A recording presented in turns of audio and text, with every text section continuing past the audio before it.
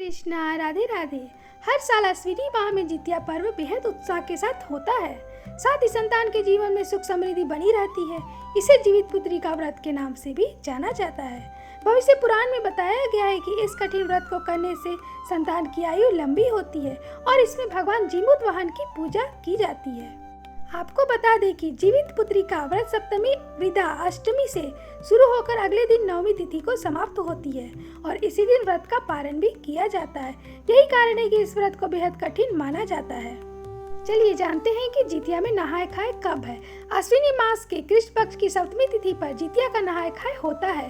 13 सितंबर शनिवार के दिन यह पड़ रहा है।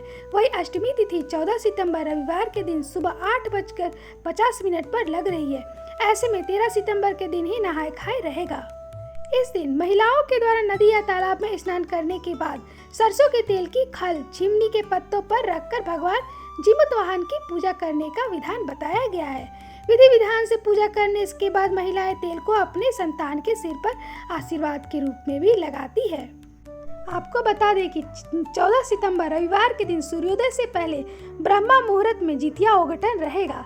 इसमें व्रत रखने वाली विवाहित महिलाएं चूड़ा दही समेत कई प्रकार का भोजन करती है। इसके बाद अपने शरीर को दरवाजे से टिकाकर पानी ग्रहण करती है। मान्यता है के अनुसार ऐसा करने से भाइयों की आयु भी लंबी होती है और ओघटन के बाद महिलाओं का निर्जला व्रत शुरू हो जाता है। इस बार जितिया का निर्जला व्रत 14 सितंबर रविवार के दिन रखा जाएगा। इसका समय शुरू होगा सुबह 8:50 से यह शुरू हो जाएगा।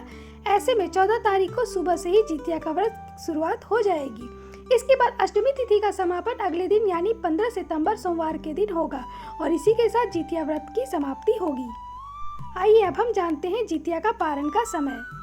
14 सितंबर शनिवार को पूरा दिन निर्जला व्रत रखा जाएगा। इसके बाद अगले दिन 15 सितंबर सोमवार को सुबह 6:35 पर अष्टमी तिथि का समापन होगा और नवमी तिथि की शुरुआत हो जाएगी। इसी समय महिलाएं दातुन करने के स्नान आदि कर सकती है और फिर पूजा करने के बाद अन्न जल ग्रहण कर सकते हैं। अश्विन माह के कृष्ण पक्ष की अष्टमी तिथि की शुरुआत 14 सितंबर को सुबह 5:04 पर होगी और अश्विनी माह के कृष्ण पक्ष की अष्टमी तिथि का समापन जो होगा 15 तारीख को सितंबर को यानी देर रात 3:06 पर हो जाएगी। व्रत की पूजा विधि। आपको बता दें कि आप किस तरह से भगवान जी की पूजा करें ताकि आपको पुण्य फल की प्राप्ति हो सके। जितिया व्रत के दिन की शुरुआत प्रभु के ध्यान से करें। इसके बाद स्नान कर साफ कपड़े धारण करें और सूर्य देव को अर्घ आप जरूर से जरूर दें। मंदिर की सफाई करने के बाद गंगा जल का छिड़काव कर शुद्ध करें। चौकी पर साफ कपड़ा बिछाकर भगवान जिमुतवाहन की प्रतिमा को विराजमान करें। देसी घी का दीपक जलाकर भगवान जिमुतवाहन की आरती करें। व्रत कथा का पाठ करें। मंत्रों का जाप करें। फल और मिठाई का भोग लगाएं। संतान प्राप्ति के लिए कामना करें। लोगों में विशेष चीजों का दान जरूर से जरूर करें। इन बातों का जरूर से जरूर आप रखें ध्यान। आप जितिया के दिन किसी भी वाद विवाद में बिल्कुल भी ना पड़े। भूल कर भी काले रंग का वस्त्र का धारण ना करें। किसी के बारे में ना ही गलत बोले ना ही गलत सोचे। घर और मंदिर की साफ सफाई का खास ध्यान रखें। विशेष चीजों का आप हो सके तो दान करें। माना जाता है कि इस दिन दान करने से धन लाभ के योग्य बनते हैं और इंसान के जीवन में किसी भी चीज की कमी नहीं होती है। तामसिक भोजन का सेवन बिल्कुल भी ना करें। जितिया व्रत के दिन पूजा अर्चना करने के बाद मंदिर गरीबों में आप धन अन्न कपड़े काले तिल समेत चीजों का दान जरूर करें। धार्मिक मान्यता के अनुसार इन चीजों का अगर आप दान करते हैं तो आपके जीवन में सुख समृद्धि हमेशा बनी रहती है।